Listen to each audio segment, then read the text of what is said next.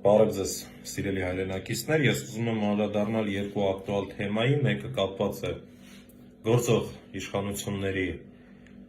ցինիզմի գագաթնակետին հասնող արված հայտարարություններին, կապված Վազգեն Սարգսյանի հետ, եւ երկրորդը էլի ինչպես միշտ, ով բերեց Սերժ Սարգսյանին եւ մի փոքրիկ դետալ ձեզ համար բացահայտեմ։ Ինչի մասին խոսել եմ եւ Բորիս Մուրազիի հարցազրույցում, սրանից երևի թե 1 տարի առաջ եւ օրեր առաջ գրառում էի նաեւ կատարել այդ նույն թեմայի հետ կապված։ Սկսենք Վազգեն Սարգսյանից, այսօր Սպարապետի ծննդյան օրն է, երջանկահիշատակ Վազգեն Սարգսյանի անունը երբ որևէ մեկը տալիս է, միանգամից ասոցացնում է բանակի, բանակաշինության, զինվորասիրության, Հայաստանի ու ամենակարևորը Արցախի ազատագրման հետ։ Ու բազմաթիվ են եւ տարբեր մարդկանց հիշողությունները Վազգեն Սարգսյանի հետ կապված, ռազմի դաշտից սկսված մինչեւ իր գրերը, որոնք նա արել էր ժամանակին, եւ բազմաթիվ են տարատեսակ մարդկանց կողմից այն հիշատակումները, թե ինչ ավանդ է ունեցել Վազգեն Սարգսյանը նույն բանակաշինության, նույն Հայաստանի Հանրապետության տնտեսության եւ այլ բնագավառների զարգացման գործում։ Ինձ համար շատ ծիծաղելի է, զզվելի է նույնիսկ ու վիրավորական է, երբ գործող իշխանությունները տարբեր մեկնաբանություններ ու գրառումներ են կատարում Վազգեն Սարգսյանի մասին, Վազգեն Սարգսյանին Սպարապետի ծննդյան օրն է եւ այլն, բայց Վազգեն Սարգսյանի ազատագրած Արցախը համարում են ադրբեջանական։ Սա եթե ցինիզմ չի, բա ինչ է։ Այսինքն դու ոնց կարաս հարգես Վազգեն Սարգսյանին, բայց Ղարաբաղը համարես ադրբեջանական։ Վազգեն Սարգսյանը, որ ողջ լիներ, ձեր վիզը տեղում կկտրեր, ձեզ գլխից կթողեր նմանատիպ արտահայտությունների համար, որ Ղարաբաղը ադրբեջանական է։ Դուք օր ու արև չէիք ունենա ու գնալ եռաբլուր ներկա ստանալ, ինչ-որ հարցազրույցներ տալ եռաբլուրում ու ասել, բայց մենք 35 տարի ապրել էինք Ադրբեջանի տարածքում կամ նմանատիպ այլ զառանցանքներ,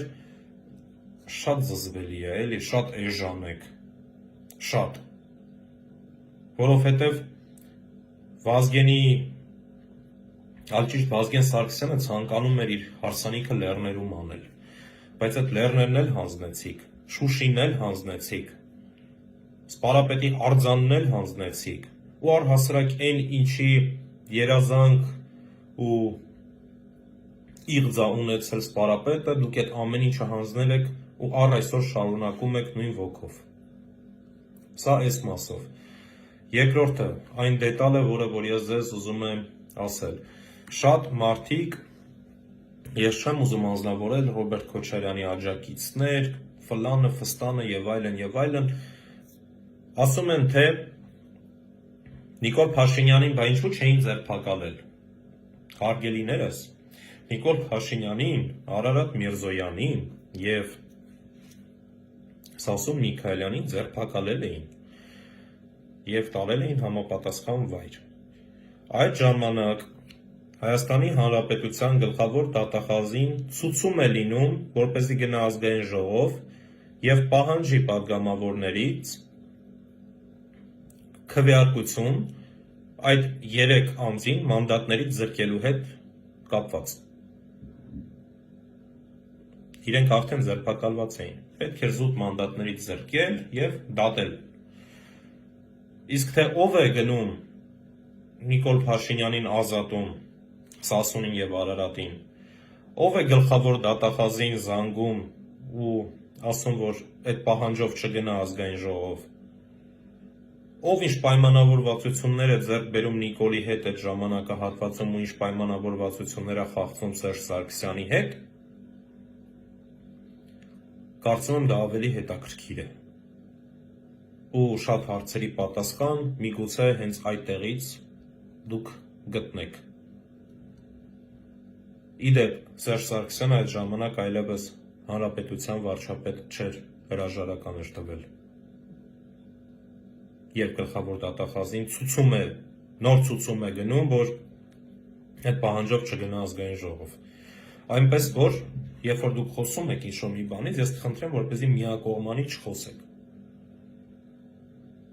Թե չէ դուք նույն կերպ էլ ասում եք հանրապետականը սպանեց Մանվել Գրիգորյանին եւ այլ զառացակներ, իդեպ Մկրտչյան Դավոն մանրամասն անդրադարձել է այդ թեմային քիչ առաջ, բայց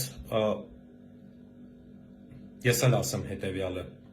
Մանվել Գրիգորյանն է խնդրել հանրապետականից, որպեսզի կողմ քվեարկեն, որպեսզի իրականությունը բացահայտվի հետագայում, եւ Մանվել Գրիգորյանի հարգանքը, սերը առ Սերժ Սարգսյան տեսել են բոլորը։ Եվ մինչև 2018-ը, եւ 2018-ին, եւ 2018-ից հետո իր անձնական վերաբերմունքը հանրապետության երրորդ նախագահի նկատմամբ։ Ու կարծում եմ, որևէ մեկը իրավունք չունի դա շահարկել։ Ու Դավիթի ասածներին ավելացնեմ նաև հետևյալը. 2019 թվականի հանրապետականի ամանորյա խնջույքի ժամանակ, եթե չեմ սխալվում, նախագահ Սերժ Սարգսյանը երբ իր խոսքն ասաց, նա շատ հստակ ասեց, որ Մանվել Գրիգորյանը տուշոնկա գողացող երբեք չի եղել ու երբեք չի լինի, ինքը այդ մարդը չի։ Եվ երրորդ կարևոր բանը, այս երկու թեմաներից դուրս, ես կարծում եմ, որ մենք բոլորս ունենք մի նպատակ. անել ամեն ինչ, որ գոնե Հայաստանի Հանրապետությունը շնչի արտաշնչի, չմեռնի, որովհետև շուտով սկսվելու են Տավուշում դելիմիտացիա ու դեմարկացիայի աշխատանքները եւ այլ նմանատիպ Ադրբեջանից եկող նորանոր պահանջների կատարումը այս դավադիր իշխանությունների կողմից։ Մենք պետք է պայքարենք Նիկոլի դեմ։ Ու ասել Արմեն Աշոտյանի, մենք ոչ թե շահ պետք է հայտարարենք միմյանց ու մտածենք, թե ինչպես մատ անենք, այլ մենք շահ պետք է հայտարարենք Նիկոլին ու մատ անենք իրեն եւ իր տերերին։ Լավ եղեք։ Պատրաստվեք առաջիկա պայքարին։